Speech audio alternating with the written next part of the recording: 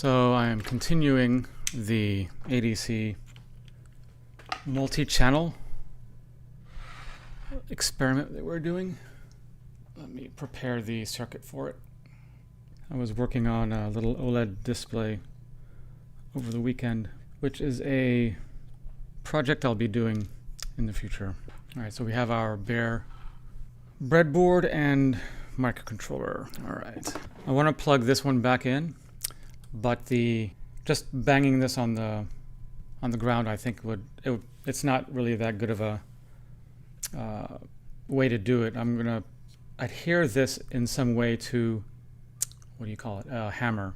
So I'm gonna try to mount this on a hammer, since this requires quite a bit of force, and you saw in the last live stream, I had to wrap this thing on the table pretty hard to get anything to happen. All right, so I'm gonna be using electrical tape and a hammer. So what I plan on doing is placing it on the very top of the hanger and taping it on the hammer, but of course it needs to be insulated because this is a conductive material. So let me do that first. And I'll probably do it the reverse way, like this, so the wires are hanging off each side.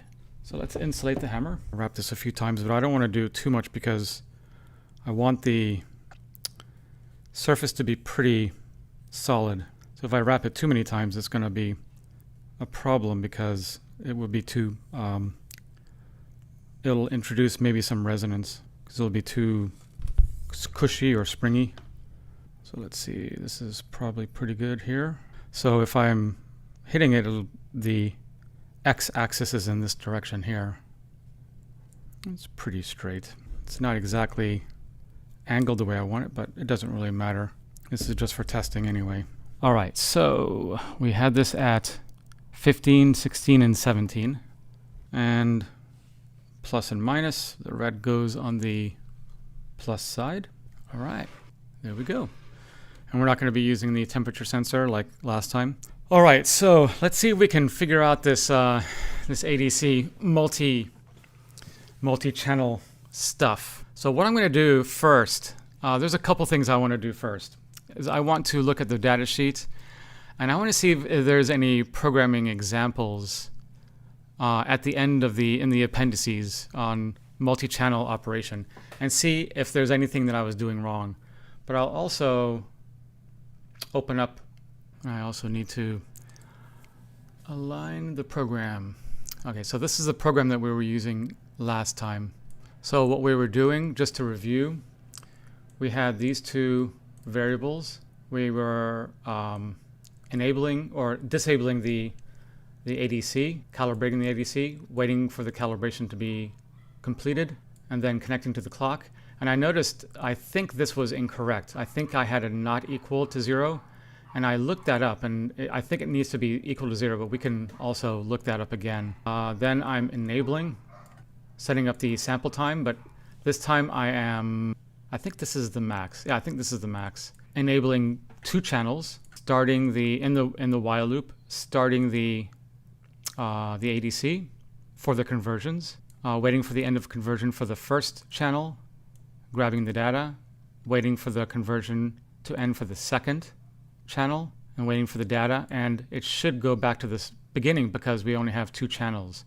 So there's something wrong in here that we're doing, and we need to figure that out. Hey Peter, how's it going? So your boards literally just have the STM32 chip, no crystal or anything. That is correct. The STM32 has its own internal, not accurate clock source. It's an RC clock, and it is it's better to have a crystal, but depends on the application. Because this chip is fast enough, you can still do USART communication, I2C, whatever, because you can have a clock fast enough that you can not worry about too much of fluctuation in the clocks. The clocks, you know, with the UART and the I2C and the TWI, the SPI, those kind of things. So if you need to have perfectly accurate and you don't want to waste any clock cycles, then yeah, you probably want to add a crystal on it. Hi Gorzad, welcome. Hello, greetings from Slovenia. Oh, nice. I'm following you from the AVR days. Nice. I found your LCD with Mr. Crib very entertaining, interesting, and informative. I started with AVRs 2, then moved to STM32. That's awesome. Well, thank you. Welcome. And hopefully you can get something out of this. You're probably way beyond my expertise at this point. All right. So let's go to the datasheet and see what it says for the ADC multi-channel. Now let's see if we can find anything that we were doing wrong. If I can find it. Yeah, I got it here. Okay, so this is the datasheet. 775 pages long. Not a very quick read. Let's see. Let's take a look at the very bottom because that's where all the programs are. Make it a little wider here. Let's go all the way to the bottom. Yeah, I had a lot of fun with those STM or the AVR tutorials because I really wanted to figure out a way to convey an understanding of, you know, like not to be afraid of what goes on inside and how to manipulate what, you know, how to control the microcontroller. And it was really fun to try to figure that out. It's actually, and I was afraid of other people saying like, don't listen to this guy because all he does is like, he explains it in a very elementary way. And I was always cognizant of that. And I was always looking around to see if I had any negative feedback on that. And I didn't really see anything. All right, let's see. I should probably just use the analog watchdog. Okay, so single conversion, continuous conversion. Is there any continuous conversion software trigger? Single conversion sequence software trigger. ADC clock. Okay, so making sure. Okay, so yeah, I needed to do this equal. So that's for sure something that I needed to do. That's good. Disable sequence. Okay, so these are the only ones. So got the calibration. This looks good. It even uses the not equal to 0, which I think somebody in one of my videos commented, why not just put equal to 0 to 1? And, you know, I'm just following what the data sheet was telling me. So, you know, I'm just going to go with that. Thank you, Tomas, for letting me know about the audio. All right, so enable sequence. We already got this. Oh, we don't have this, though. Let's see. Let's take a look and see if we have AD ready. I don't remember seeing that. No, we don't have it. So we're not waiting for it to be ready. So I'm going to add that. Actually, I just want to type it out. ISR ADRDY. ISR, the interrupt service register, and the ADC ISR ADRDY. Let's see if that exists. Yes. Okay, so that needs to be 1 before it moves on. Okay, so while it's equal to 0, it'll stay there. So hopefully that works. All right, let's check some other things. We're not going to worry about that. Clock selection, we repaired that. That's good. The single conversion sequence. All right, so this is where oh, look at that. This is multi-channel right here. And then it is doing the maximum samples. And then there's our VREF enable. This is, I don't think we're going to have a problem with this. I think this is because, let's take a look at that. I'll take a look at that in a second, but let's make a note of the VREF enable. See if we actually need that. And the VREF is just the range from 0 to a voltage reference. All right, so we're starting. It's doing all of the conversions like we were doing, waiting for the end of conversion. Then this is interesting. The scan direction is inside of this loop for some reason. Peter is saying, yeah, you have to test the register and bit. Yes. Generally because the result will be either 0-bit or not 0 or 1. Okay, interesting. All right, that makes sense. Right, maybe because we're using the AND. That always confuses me, you know, because we're doing an AND operation it's sort of AND arithmetic with a mask to test a single bit. And if it's not equal to 0, if it is equal to 1 or anything else, it will continue. I'm still confused about it, but it is what it is. We'll keep going. So it has the scan direction,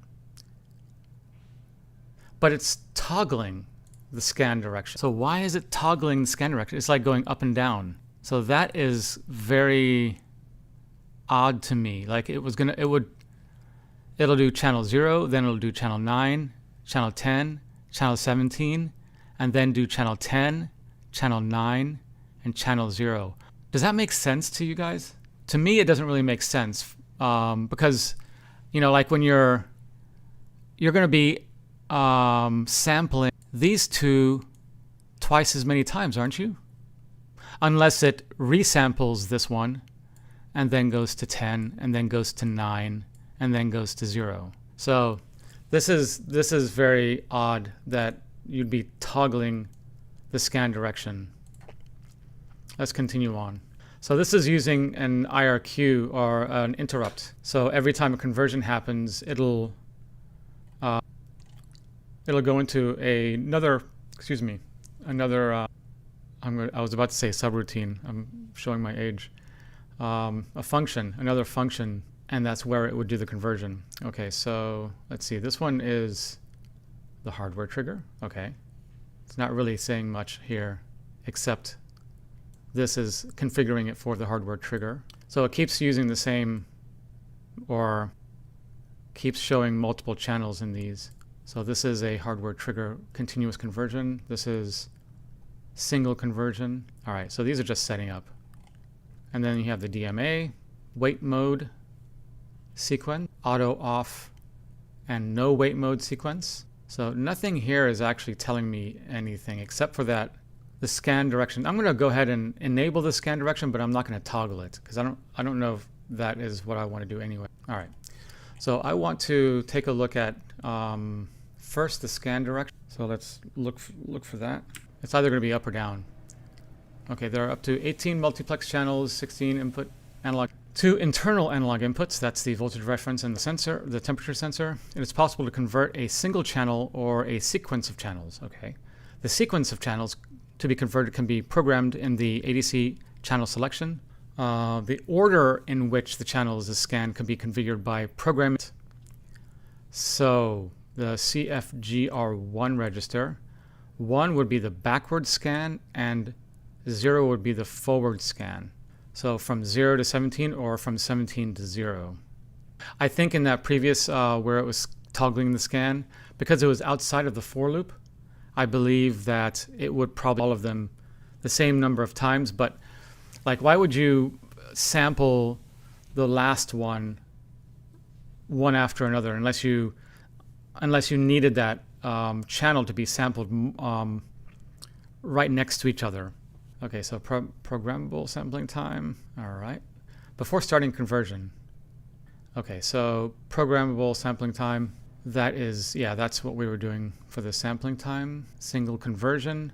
All right, here we go. Single conversion mode.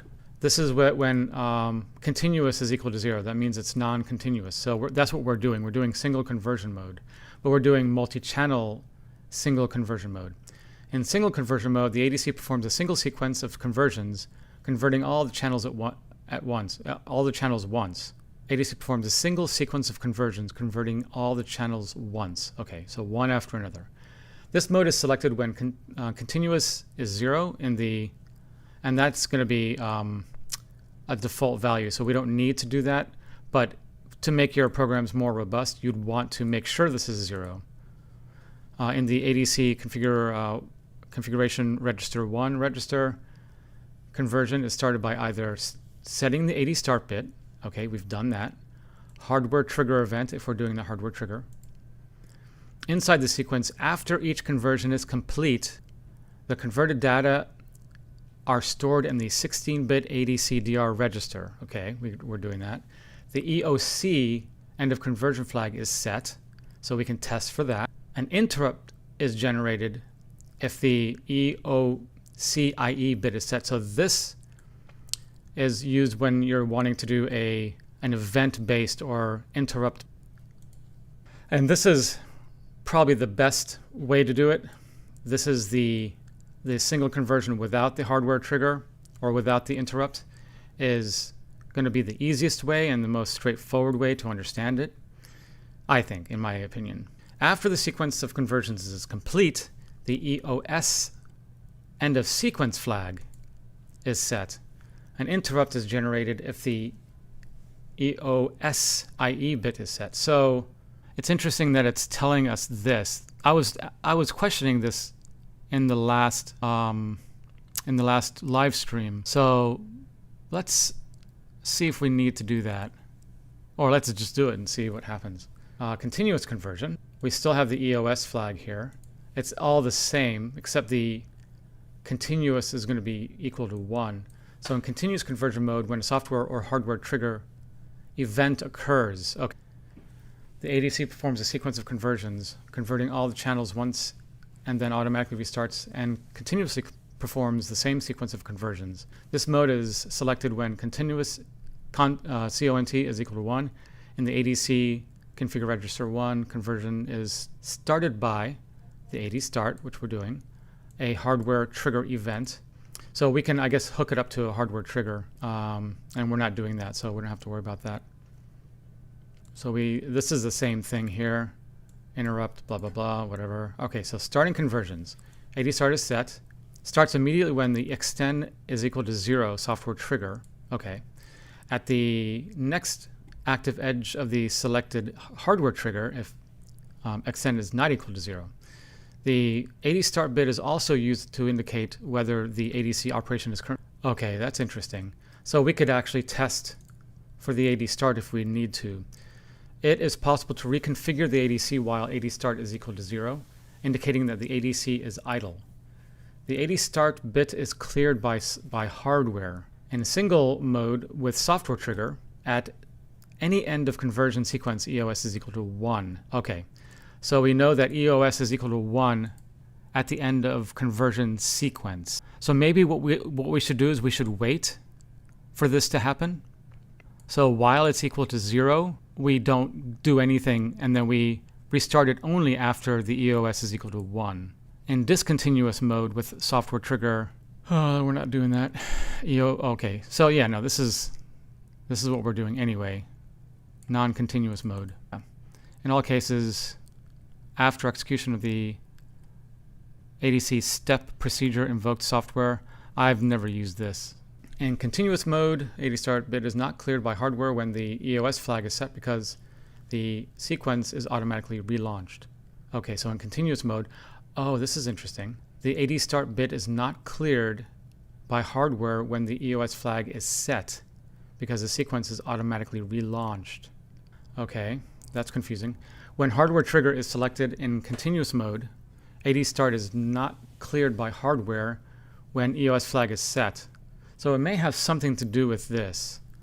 But when I was doing the single conversion, it was working, and we still didn't use the EOS flag. Maybe this is required because we are doing a sequence, and we weren't doing a sequence before. We were just doing a single one. Okay.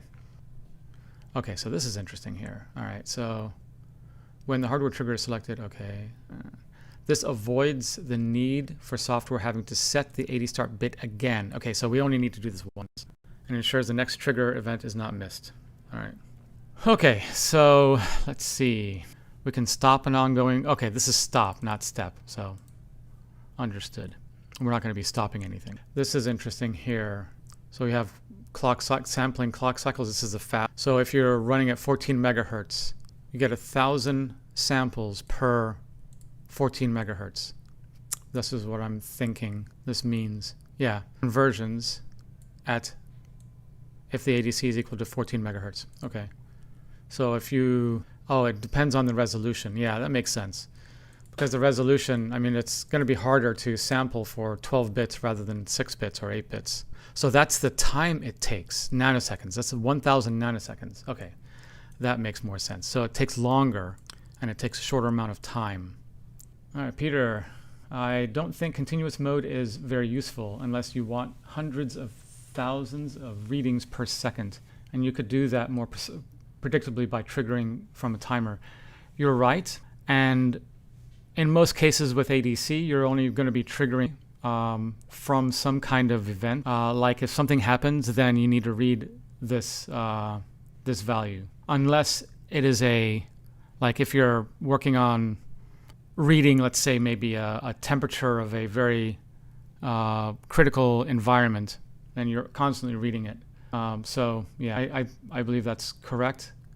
And that when you're in continuous mode, I think that's really only needed when you are in that kind of environment or in that scenario. Okay. Hey, welcome X Alsla. I will watch this live tomorrow at job. Great. Yeah, just to repeat, and something that I didn't mention. So this will be, I'm live every day, unless there's a hurricane, which a hurricane is coming, or there's a holiday, or I'm just burned out for some reason. So Mondays, Wednesdays, and Fridays, I'll be doing microcontroller stuff, electronic stuff. And then Tuesdays and Thursdays, I'll be doing CNC related stuff. Make sure I'm not overlooking Twitch here. And watch the live streams as soon as you can, because I will be most likely within either a week or 2 weeks, I'll be moving them into the membership area. So you can watch it live, and you can watch it for 1 week after the live. Most YouTubers actually don't even save the live versions, but I want to save them for a little bit of time just so you guys can watch it. But I also want to reward the people that are in the membership area for their kind generosity. Okay, so let's see. Okay, so the end sequence flag. The ADC notifies the application of each end of sequence event. The ADC sets the end of sequence flag in the ADC ISR register as soon as the last data result of a conversion sequence is available. I think I'm going to have to change the using Edge for doing this, because I don't like that thing popping up. This thing. All right, so actually, wait, hold on a second. The last data result. See, there, nice. Okay, maybe I should just learn how to use it better. Okay, so the last data result of a conversion sequence is available in the ADC DR register. So once this is available, this flag is going to happen. An interrupt can be generated if the EOSIE, okay, we're not doing interrupt yet. Maybe next time we'll do that, but all right. I think it might be time enough that I've been on for how long? 39 minutes. All right. So the next live stream, if I don't get anything done with this, I'll be putting this little OLED work. Tomas, the edge function panel is possible to, as it shows, the first choice is to hide it. I don't know what that means. What edge function? All right, so continuing on. So we have continuous conversion, single conversion. So the EOS flag is set high once this last conversion is complete. So just a little bit more time. So once this last conversion is complete, we don't actually, look at that. So we have end of conversion, and then end of sequence happens, end of conversion. We don't have to do the EOC, we can do the EOS instead, because it's happening at the same time. Sometimes I like to take this entire timing diagram, and I like to turn it 90 degrees. And you could almost make the program just from looking at it. You can put the program right next to it, and you can see what happens one line at a time. So we have the data 0, data 9, data 10, whatever, however you're doing channel. So the channel 0 is told to convert, data 0 is ready, channel 9 is told to convert, and these are the end of conversion, so they line up. So let's do a little experiment. Let's just change this to EOS. If you think this is going to work, put a 1 in chat. If you think it's not going to work, put a 2 in chat. I'm curious to what you guys are thinking. Let's go ahead and plug in the... Okay, all of these are plugged in. That's good. All right, I'm going to put this over here and maybe share the screen with, let's see, the program and also the STM Studio. All right, so I'm going to press play. Hopefully it'll work. Let's show the bottom of this so you can see that as well. Nope, no errors. That's very surprising. although I didn't have errors last time. So, Peter, how do you know when to read your individual channel results from ADC DR? Each value is only there for a few cycles before it is overwritten by the next one. It is actually not there for a few clock cycles. It is there until you read the data register, which is a very odd thing to think about. At least that's what I've learned. So once you have stored it in another variable, it automatically, like in the microcontroller, knows that it's been read, and then it knows that it's ready to go on to the next conversion. This is something that I just know from reading a lot of data sheets and the reference manual, but it doesn't kind of make sense to me. It's just something you kind of have to know. I could be wrong. I mean, you know, I did read that, and that's what I have like concrete in my head. But I think that's true because that's what I've read. So if you know of something different, let me know. All right, so let's start up the STM Studio. Oh yeah, I have to get the file as well. Let me set this up here. So who thinks it's gonna import? All right, let's put this file in. Okay, so we have these two values that we want. Let's import those two values. Let's take them to the var viewer, and let's set up our upper value to 4,000. Let's say 5,000. All right, so when we press play, it should be on around the 2,000 area, and nothing is happening.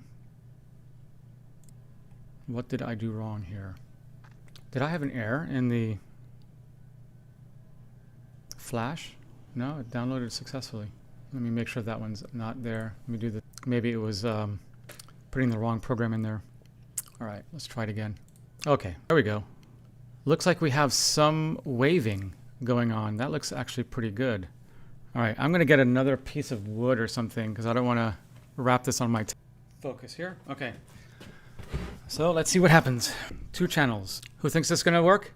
Nobody has anything to say? I saw movement.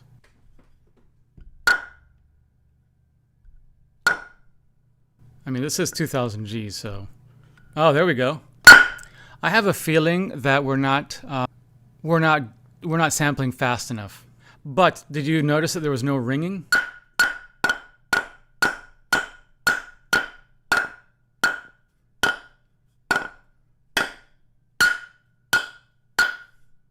Okay.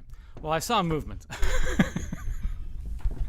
So we can be pretty certain that we have it correct. And the reason why we don't see that much movement is because I think this is a 2000 G accelerometer, and it's intended for pretty serious Gs. I mean, 2000 Gs, imagine. Okay, Peter, nothing in STM32 works first time for me, but I don't want to be negative. No, I've probably every single project that I've done, I've done minimum 30 iterations just to get something to happen, just to get something to even show a little glimmer of hope. And I want to tell you, I worked on this project over the weekend, and it pretty much took me all day on Saturday to get this to actually do something. And I'm going to go over all the code with you guys on the next live stream on Wednesday, if barring hurricane not causing me to not do it. So, because the hurricane is actually going right over my city. I'm in Wesley Chapel, Florida, so it's pretty scary. So, yeah, it took me all day Saturday of trying to get this to work, thinking that actually this thing was bad for like half the day. I'm like, okay, so maybe I need to get a brand new OLED, but that's not the case. Then it started working with 5 volts, and I'm like, oh wow, so maybe it's a 5 volt OLED. No, that's not true. I finally got it working with 3.3 volts, but I'll share that with you on Wednesday when we do the program together. And the interesting thing is you're not going to be able to find information on the internet to do this programmatically unless you have libraries, but with the help of Claude, I was able to figure that out. So, but I want to go over the entire step-by-step on making this thing work without having to use libraries, because you can make your own library, you know, and do it however you want. Okay, so we got that to work. Let's go ahead and do the z-axis as well, but I'm probably not going to get much information from it because 2000 Gs, and the z-axis is along this section, so I don't even know if I'm going to be able to do it at all. So I don't know. That's going to be interesting. At least we'll be able to see, actually, if we, let me see something. I'm going to go between 1500 and 2500. So now we're going to be able to see a little bit more granularity here. So let's go ahead and try it again, just to see if we get something to show up. You can see it a little bit, but there you can still see some popping out. So I'm not really too, it's a little bit noisy because of the fact that it's 2000 Gs, and you're going to get a lot of noise in the middle until you get to something relevant. I wonder if there's something I can use that's maybe a harder material around here that I can hit my hammer on. I could take it to the floor. Let me do that. So now it's sitting on the floor. I need to get a cable that reaches. I mean, this is not ideal, but sorry I didn't warn you before, but this is going to be loud. It's going to be away from the microphone though, so that's good. All right, so let's go ahead and press play and see what happens. And hopefully these wires don't come out. Probably should have done a longer cable. Yeah, that definitely changed.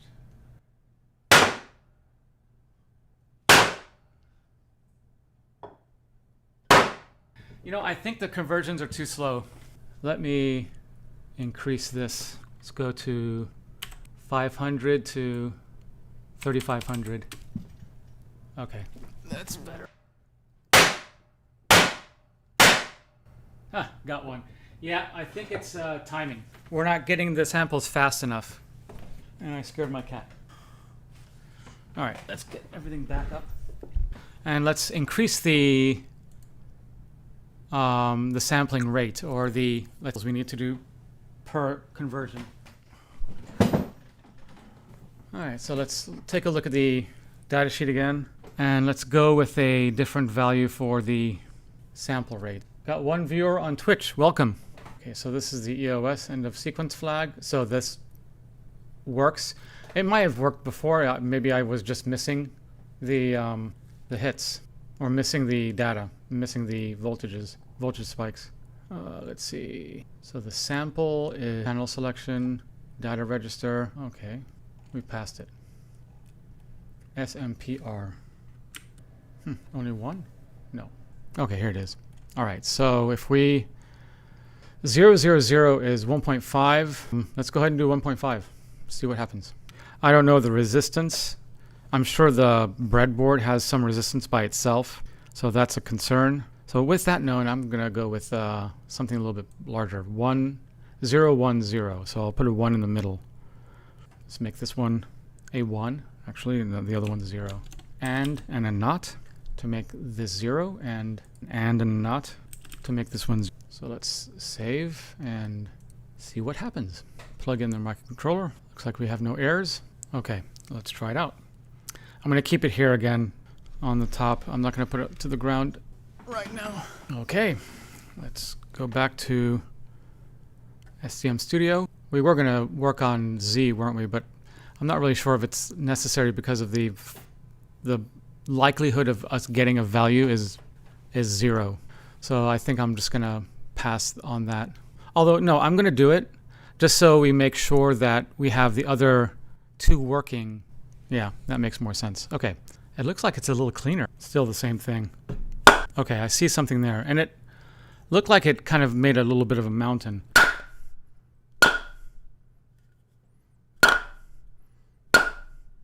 Okay, it's definitely working. This is just such a high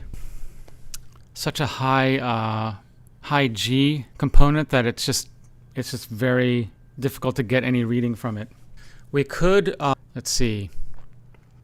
We could try to, because we may not be showing it here. I'm wondering if the polling from the microcontroller is not going to show this. It's going to skip some samples. So what we could do to alleviate that is, I don't need to save that.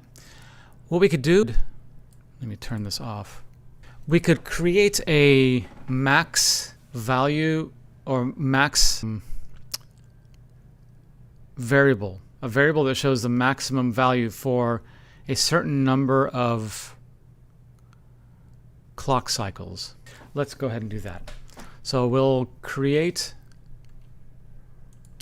an ADC X max. We'll make that 0 in the beginning. Oh, and that should be int. Well, I'm going to use the uint, unsigned integer, 16, because we're working with 12-bit values. I'm going to do the same thing here. int, uint. There we go. I hope that's correct. And we'll make this available as well. Does that look right? It's not showing a different color, so maybe it's wrong, but I think it's right. Okay. All right, so ADC X max, ADC Y max, and ADC Z max. And what we'll do is we'll keep this on for maybe 1,000 clock cycles. So we're going to have a variable. So for each, let's do the Z. So we want to use end of conversion here, and then end of sequence here, Z value, Y, and X. Okay, so now we're taking in the Z. Oh, we also have to do the channel 3. Okay. All right, so let's see here. So at the end, we'll have it increment the count. We need, if the ADC X value is greater than the ADC X max. Is that what I used? Yes. Okay, good. It's nice that it shows you this. Then the ADC max is equal to the ADC. Does that look right? Why does that look wrong to me, and why is there an error? And I'll just do this count if the count is greater than, let's say, 2,000. Let's just use some arbitrary number. ADC X max is equal to 0. So it restarts. Why am I getting... Okay, this is not right. Okay, so uint, what is it? Oh, here we go. Oh, 60. Okay, uint 16t. Confuses me every time. All right, so let's change that. Okay, so we got a few. Why am I... Oh, wait. Still cleared. I declared this. ADC... Oh, X. Okay. Got rid of the errors now. Oh, God. Yeah, if is uppercase. That was my first problem. And then I had this misspelled. So let's go ahead and put the rest of... Thank you, Peter. Or thank you, Dominic. Y. And Z. Okay, so it'll hold on to the maximum value for 2,000 cycles. This may be too short. Maybe I'll make it 4,000. And let's see, what else? Yeah, I need to make 3 of these. Oh wait, I can do this.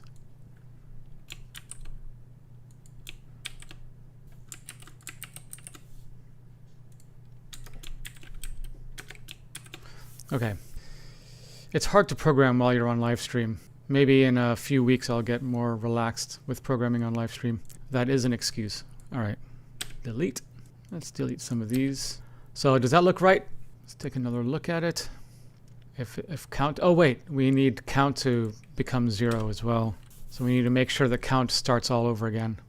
That looks right. Okay, let's try it out. So it was able to flash the microcontroller pretty easily. Let's go into STM Studio, rearrange the window again because I closed it, unfortunately. That's it. I may already have that in my... Oh no, I don't. So I was doing some copying and pasting. All right, take this and copy it. Import. So we should see a lot more variables now. Okay, so we have the max and the values, and then we also have count. We're not worried about the count. So we're going to go ahead and input all, import. We don't really need to import the ADC values anymore, but let's do that anyway, just to see what happens. Import, close, And let's see if this makes a difference. Let's put all of this. Let me see if I can just do it all at one time here. Yeah. Okay.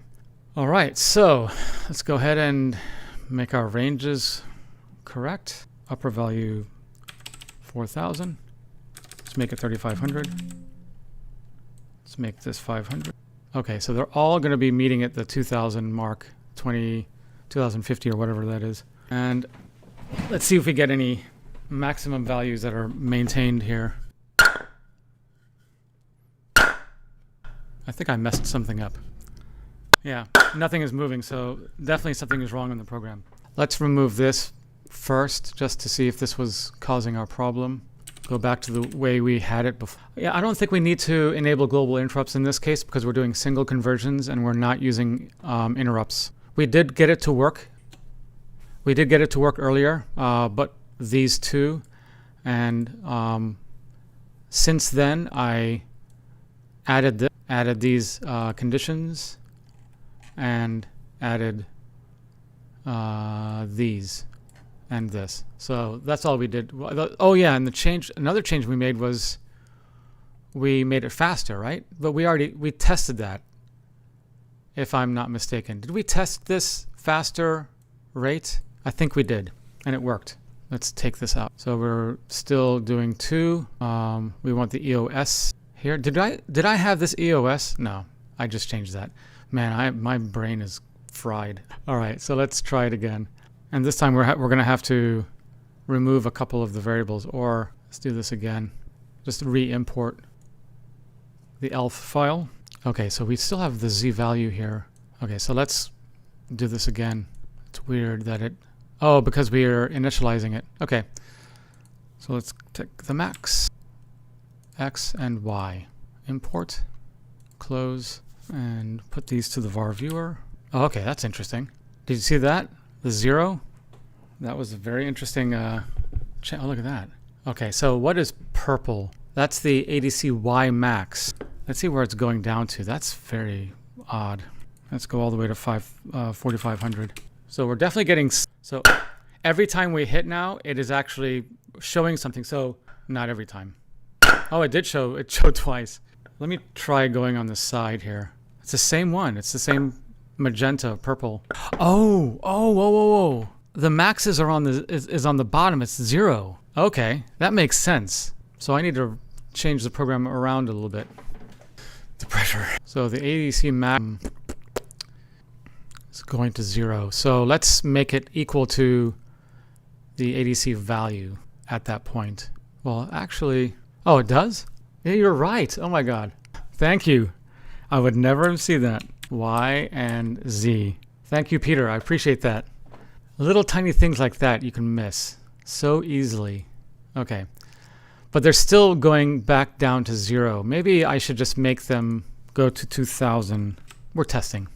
So that's kind of the midpoint. And they're actually a little bit off of what it actually is. So, and you know what? Let's take a look at what the actual value is. So we can do that in the table form or in the bar chart form in the, what do you call it? The studio. Okay, so let's make it not a curve, but a bar chart. So let's just see what these values are normally. So it's around 2,000 actually, because I see some going down to 1,900. All right, so let's see what happens here.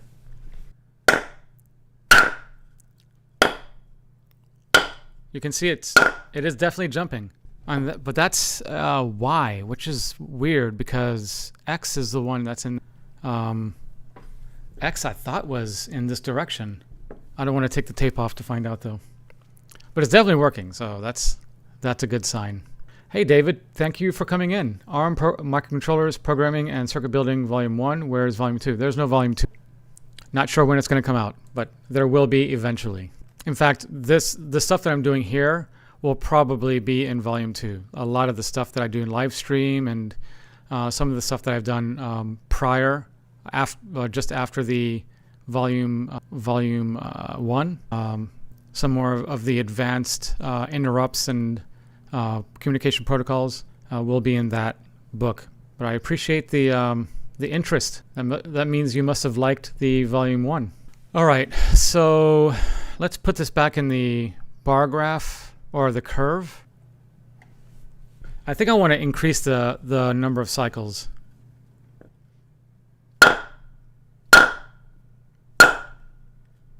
We can definitely see it jumping. So let's increase the number of cycles for... So this tells us that collecting the data through STM Studio wasn't fast enough. It was already getting rid of a lot of that data, the conversions, when it was capturing information from the microcontroller while testing. So we learned that STM Studio may not be the best way to visualize data if the visualization is extremely fast and choppy. The reason why I think we saw it last time is because it was ringing. It would come down and then it would slowly ramp back up because of the resonance and not being on a more stable substrate, like something with a much more higher inertia and mass, like the hammer. All right, so let's increase the number of cycles and see if that makes a difference. Let's go with 40,000 and see what that does. I could have it count up every now and then because this may be somewhat expensive. Oh no, this is not expensive because it's only doing it that. So yeah, this is fine. Okay. Okay, so let's save that and let's try it again. Look at that. You can see the lines that it's keeping its position for quite a while. So let's try it. I think I got a splinter. Yeah, it changed. Okay, so you can see only 4 data points was there. 4 data points. That was because of a double hit, I think. You probably had 8 data points. So we can see that this is working. So 4 data points. Every 10,000 was about 10,000. It's being captured. The data is being captured from the microcontroller. So that was one of the reasons why we didn't see anything happening. Let's go ahead and re-enable the Z. And I have to remember to change this to EOC, end of conversion, because we're not done with the end of, what was this? End of, I can't remember already. Okay, so all this is good. Oh yeah, we need to add another channel here, and channel number 3. All right, let's go ahead and run. And this is the last iteration I'll do for this, and I'm going to show you the circuit that I'm going to be putting together for the OLED to end the day. And then we can, once the circuit is put together, I can end the stream at that point, so it gives you a little bit of a cliffhanger. Cliffhangers are good. All right, we have now, let's go ahead and import the Z, max, and value. So now we're gonna take this also to the VAR viewer, and let's play just to see if we got everything. You see, it doesn't show, it's not showing a good variation like it was before. Okay, something is definitely wrong with me adding that additional channel. Let me try something different here. Let me see. Maybe we need to put a 1 in the end of sequence. We can try that and see, or I can just put this end of conversion here and then just the end of sequence here. Let's try that first. This is where trial and error comes in, and trial and error sometimes is good. I learned how to program when I was 9 years old. That was in 1974 or somewhere around there, 75, 76. I learned to program with by trial and error. It flashed. Okay, let's try it again. Maybe I need to re-import the whole thing. No, it's definitely not going to work. I can already see. All right, let me try stopping this. I'm going to go back to, no, I don't want to save it. I want to go back to the program. I'm going to put the EOS here again. Take this one out. And if this doesn't work, then I'll force a 1 in the EOS at the end. So Peter has a statement. Let's see. The one-shot DMA technique looks nice for writing all your channels values into an array, so you don't have to pull on each conversion. The DMA is a good. You don't even have to have in the DMA version. You don't have to have anything in the never-ending loop as well. So that's a big plus, including the interrupt version as well. But in this one, you can also put this in an array if you wanted to. I just don't do it because I like to show something more simplistic in the beginning and then increase the complexity as I go. But you're right, the DMA might be a better way to do it. And maybe what I'll do is I'll do a DMA version of this after I do the OLED project. That would be a fun project DMA version. So we've already transferred the program. Let's see, let's start a whole new STM Studio and import. I forgot to copy the ELF file. Okay, import it and put it to the var view. Okay, so let's see. Who thinks it's going to work and who thinks it's going to fail? Anybody? Any takers? All right, I think it's going to work. I think it's going to work. Forgot to change my values here. That doesn't look right.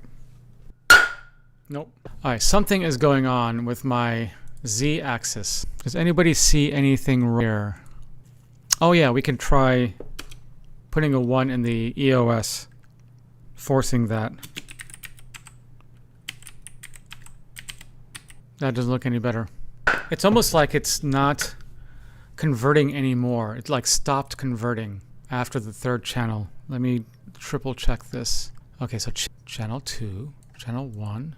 Let's make sure where channel 3 is located. Let's see. Yeah, it's definitely channel 3 is 17. And I think that's right. Yeah, 18 has nothing in it. So we know that's correct. Do we need the VREF? I don't think we need the VREF. And I'm going to take this out because this didn't really help us. Because we know that it's 1 anyway, right here. It doesn't get past this. Although it did get a value. Well, we didn't actually see if there was a value at 0. Gil, thank you for coming in. Never used STM Studio before, but sure will moving forward. Much better way to see variables. It is definitely a good way to see variables.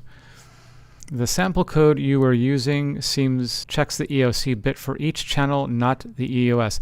Right. I made this change because the end of sequence seemed important to me in this because it wasn't working last time, and when I put the EOS here for the new program, at least the X and Y were working for 2 samples.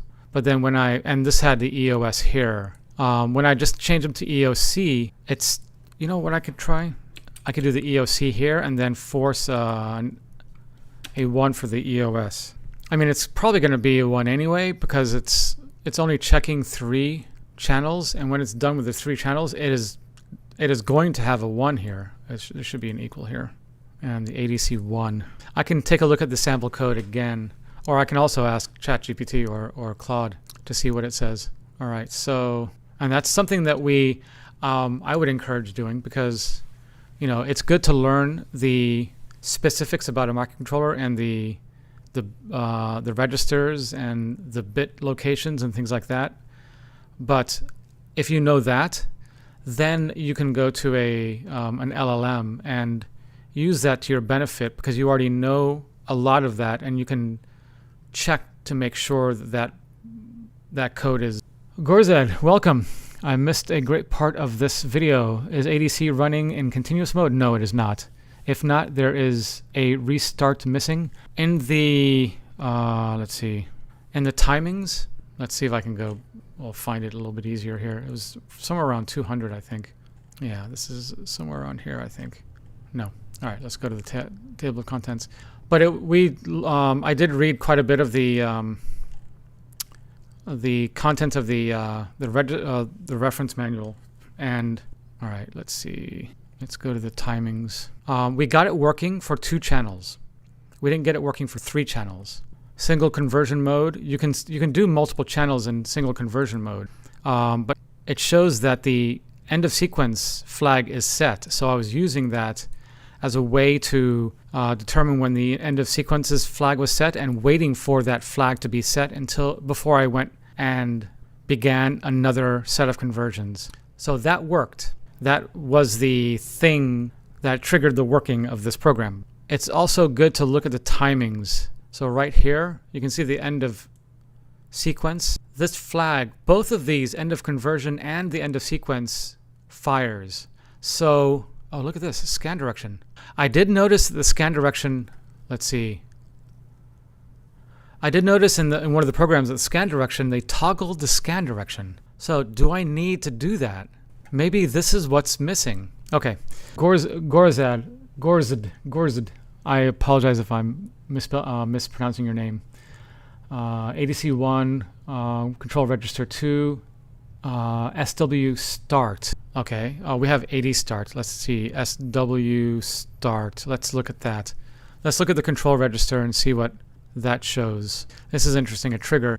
So this, you can see that the, if you're using a trigger, we may be able to get them closer together, but let's see here. Read access overrun. I don't think that's it. Well, let's more closely here. So channel 1, it's gonna, you can, once you've gotten, so D0 is ready when channel 1 is about to convert. Look at this, D2. It's all the way over here. So it doesn't, is that the same for all of them? D3, yeah. Okay, so that's interesting too. So the last conversion is available until the next restart of the conversions. So D17, no, this is weird. Okay. Oh, see, yeah. Okay, here we go. Yeah, I don't want to do the toggling of the scan direction because it does the D17 and then it does D17 again. Makes no sense. Doesn't make any sense. And then D10, D9, D0. So, but it's weird that it's showing this in the example timing diagram for single continuous mode hardware software triggers. Why is it showing the scan direction toggling unless it says, it shows this as an example of what you can do?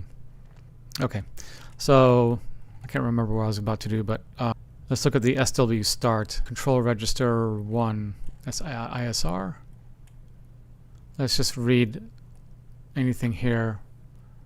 This bit is set by hardware at the end of the conversion of a sequence of channels selected by the channel selection bits. It is cleared by software writing 1 to it. Okay, so we're using that. That's good.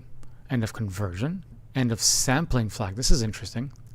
So you can actually get more granular with the programming and know when your sampling is done. ADC is ready. Am I using the ADC RDY? I'm not using the ADC RDY. So we should probably do that before we, and the ADC ISR ADRDY, I think it was. Let's make sure. Yep, that's correct. And what is it going to be equal? This bit is set by hardware after the ADC has been enabled. Okay, so we don't need this because we're enabling it. So no, we don't need it. And when, okay, so we do need it. So, and when the ADC reaches the state where it is ready to accept conversion requests. Okay, so we'll put it in there. I mean, it doesn't hurt to put it in there. It probably won't stop the program. So while it's equal to 0, we will stay in this loop. Hopefully that doesn't mess everything up, but it's probably good to put it in there. All right, let's go back and look up this is the control register, not the control register 2, but let's see what it has in here. We're doing the calibration. We're not going to stop it. Start ADIS disable command. We're not going to disable. We are enabling it. Okay, good. As configuration, watchdogs, discontinuous mode. It is not possible to have both continuous mode and discontinuous mode and continuous mode enabled. So that's weird that they have both of these when you could just put 0 or 1 in continuous. I probably don't understand this well enough. Auto off mode, wait conversion mode. This bit is set and cleared by software to enable disable wait conversion mode. I mean, the software is allowed to write this bit only when AD start bit is cleared. Okay. All right. Okay, that's nothing, align, nothing. All right, we already did that. Scan direction. We might want to add that in there just to, I mean, it should be 0. It can only be 0 or 1, either it's going backwards or forwards. So this is the number 2. That's a check mode. TR, watchdog. We're not doing that. Channel selection. The software is allowed to write this bit only when AD start is equal to 0. Okay. So yeah, we're doing it before we have AD start enabled. The data register. This is the temperature sensor. Where is CR2? We don't have a CR2. You may be talking about a different microcontroller. Yeah, I don't see a CR2. So let's look up SW start. Let's see if there's one there. No. SW start doesn't exist. So I think you may be referring to the AD start. So yeah. All right. So let's go ahead and do it with this AD ready there, and I'm going to take this EOS out. I'm going to make this EOS again. See if that makes a difference. I can also try, let me try this. I'm going to take out the first one and I'm going to take out this one. And let's see if we get Y and Z, because it's a two channel conversion, which we were doing before. But when we put Z in there, it wasn't working. So maybe it's something to do with the actual pin or the channel. So let's see. So we'll at least rule that out. I'm going to stop this so I can reload the ELF file. Let's get the ELF file again. Import. So let's get the Y, no, not the X, Y and the Z values. Let's try that. Send to var viewer. Okay, so let's make the range correct and go ahead and start. Okay, that's working. So it is a two-channel, it's a going from 2 channels to 3 channels, and that's what's wrong. Yeah, that's working. Okay, so we got a Y value. So it must be in the direction of Y, so that's interesting. So we can do 2 channels, but not 3 channels. And I think I'm going to leave it there and bring that back up after I do the OLED project on Wednesday. So let's go ahead and set up that circuit so you can see what I'm going to be doing. But I think we were partially successful with the ADC. We just need to find out why. And maybe I'll do some research later on tonight, tomorrow, and see what's going on with the 3-channel ordeal. So let's do that. All right, so I'm going to get a close-up on this camera here. Does anybody have any questions on this ADC stuff by any chance? Or any curiosities, I guess? Let's see if anything is happening on the Twitch side. Nope. Still have 1 viewer though. That's nice. Okay, so I'm going to remove these and we're going to start working with this. So this is an OLED screen, a little tiny one. These things are really, really inexpensive. You can get these on Amazon. I might, what I'll probably be doing in my kits is my, what do you call it? The larger kit that I have, I'll probably be putting these in there from now on. So, because I was putting in 2 displays, but they were both LCD. It would be nice to put one of these, the large display, and one of these in there as well. So it would, you guys would have, or whoever purchases it would be able to use this. So this is a communication through I2C or I2C. It uses, let me see if I can get a better shot of the pins. So you can see that it has a ground, a VDD, which is either 5 volts or 3.3 volts. It will accept either one. An SCK, which is a clock, and an SDA, which is data. So this is an I2C protocol that we're going to be using. If you had a lot of desire for being beat up, you would also be able to beat up mentally. You'd also be able to use these pins as a communication method, but it wouldn't be I2C. It would be more of a data-driven, like on-off for each pin.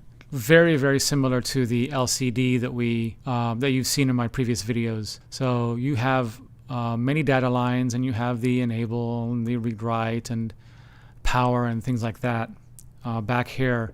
And if you look up the data sheet for this, you'd see those specifications rather than the I2C. I haven't really found a good data sheet for this, for communicating with I2C and timings and things like that.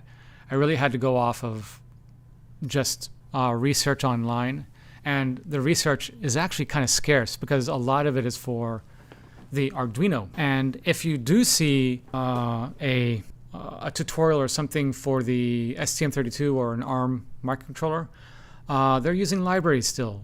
And I like to understand things without using libraries, and so I can fully understand them and make my own libraries if I wanted to. Hi Bleach, thank you for joining. How you doing? I know you are not using Mach anymore, but it would be cool if you could help me out. I'm having some issues with the red board. In fact, all of us have it. It's related to Mach and USB COM port. Is the parallel breakout board a better board than your red board? Parallel breakout boards aren't really that, I can't think. Parallel breakout boards aren't really that used anymore because of the scarcity of printer ports on computers. So I don't recommend the parallel breakout board. I recommend boards that either communicate USB or through Ethernet. And Ethernet is a better way of connecting. But I will be talking about that tomorrow. Tuesdays and Thursdays are my live streams for CNC related stuff. So I greatly urge you to come by tomorrow if you can. And at the end of this live stream, I usually end about the 2-hour mark. I can stay a little bit later if you want. Actually, it's already the 2-hour mark, but I don't. I'm going to still work on this circuit, show you some of the connections to it, and I can answer some questions on the CNC related stuff because I don't want to leave you hanging. So yeah, if you want to stay after, we can talk about that. Because actually tomorrow I can bring out all of that equipment and I can show you, I can demonstrate on camera all of that stuff. So it might be actually really good for you to come by on Tuesday. Katerina, say hello to the live stream. Hello. All right, that's my daughter. So let's continue with this. So this is the GME 12864 -54 or -43 OLED. It says a -43 on the back here, so you can see it right there, 12864-43. But this, I think the version with the I2C and all of the circuit related stuff on the back is most likely the 54 variant. Bleach. Yeah, I will tell you what the exact problem is. My friend in another country also have it, and it seems like a driver or serial COM problem. See you tomorrow. All right, yeah, Bleach, thank you. Okay, so let's go ahead and add it to the circuit, but we need to know which pins to put this on. So let's take a look at that first. So I'm going to go to my website. And let's see, show you guys. Okay, here we go. All right, let me make it a little wider so you can see it a little bit better. Okay, go into the ARM, and here's the board layout. So we want I2C pins specifically. So we want to make sure that we're not going to be conflicting with, because I want to also use these pins along with the display at some point. So we want to make sure that we're not using ISP here or I2C. You can see the I2C is here. There's a PB11. That doesn't look like it's an ADC output. This is a timer, event, nothing. This is SPI, SPI, timer. All these are timers as well. USART, USART. And then here's some more ADCs. So I won't have a problem. There are some, let's see, there's an I2C here, an I2C here, that's 29 and 30 on this side of the board. There's also real-time clock. Kind of eager to get into that stuff too, actually. Let's see, temperature sensor. All right, let's go to the other side of the board. We got the plus and minus for DC, I2C here, I2C right here. Memory selection, I2C, and you'll see that it has I2C 1, 1, 1, 1. Is there a 2? Yeah, there's an I2C 2 if we wanted to use the second one. This is kind of close to the programming pins, excuse me. Let's see. And we have I2C 2 here as well. So let's use these two. It's far enough away from the power. So let's use 59 and 58. It's actually the ones that I was using before. So let's see if I can see what I'm doing here. This may be a little bit difficult. See if I can use the camera to my advantage here. So we said 59 and 58, right? Okay, so let's see. We should probably look at the what the names are. So SDA is on the outside. So SDA will be on the left. That's data. So SDA, let's go back to the data sheet or the sheet I was looking at before. So SDA is 59. So that's good. And SCL is 58. So that should work. Let's go back. Let's see here. 59. It looks like it's right. I think that's it. So we have 64, 63, 62, 61, 60, and 59. That's it. Yeah. So I'm going to go farther back on this. And the reason why is because these two are power pins, and I don't want those power pins to be on the microcontroller pins. So these tie strips are separated from these tie strips, and all I have to do is bridge these two together. So let's go ahead and do that. That's not right. That's not, I don't think that's right, is it? No, that's on 60. This is difficult on camera. I don't think that's right. Oh, fingers are much better. All right, so let's see if that looks good. Okay, that looks good. 59 all the way down. Now let's do another one for 58. That will be a lot easier. 58's done. So now I've connected the SDA to the IC2C1 SDA and the SCK to the IC1 SCL. 59 and 58. All right. And if you were here earlier in the live stream, you probably saw me take this off. You can also look at it later on. You'll notice that I had a larger capacitor. This is a 100 microfarad, I think, or yeah. Let's see.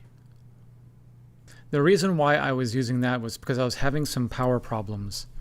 So it would intermittently work if I didn't use this. And this is really important, especially when you're using a breadboard, because a breadboard is a horrible, horrible environment for prototyping. Even though it's convenient, it's not the best environment because there's a lot of noise that happens on these tie strips. All these tie strips are all together. They essentially act as antennas. So anything that's going on around your house or your place of work, it's going to affect these tie strips. So whatever you can do to sort of get rid of that noise. And I'm also using another 0.1 microfarad, I think that's a 0.1, as a filter, just like I'm doing right here. So let's go ahead and put that on these two. Actually, I want to put it closer to the, let's see.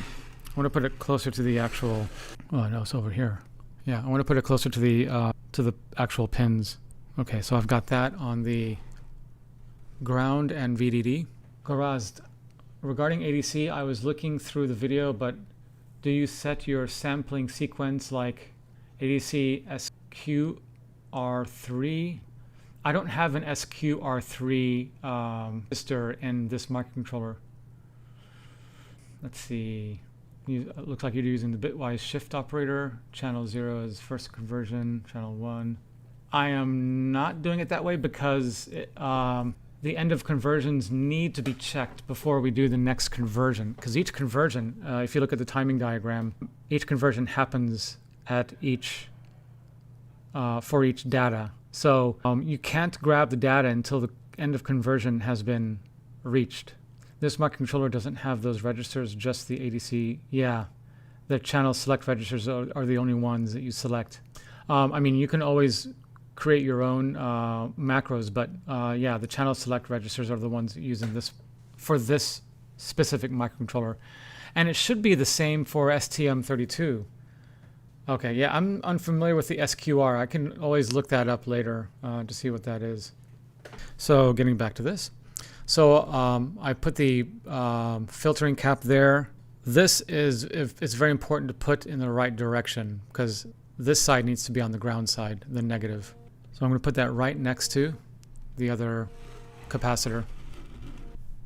Okay, I'm going to, this is ground right. Let's see, how do I see this? Maybe the other way around. A little bit easier to see here. Okay, so the ground is to the right, and I'll put this on the ground rail, the minus rail, and then the positive VDD on the positive rail. Make sure we did that right. The orange is positive. That looks good. Yep, I think that looks right. Okay, so this is the circuit I'll be using on Wednesday.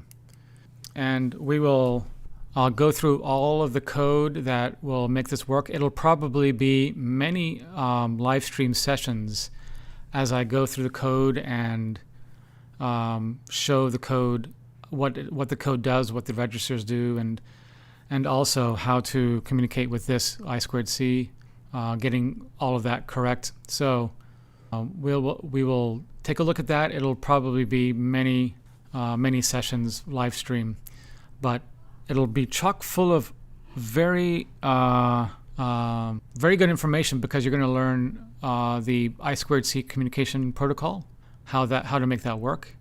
You're going to learn quite a bit about how these work, the OLED displays work, and how to communicate, and what registers in here, or what transfer data you need to use for this display to make it work.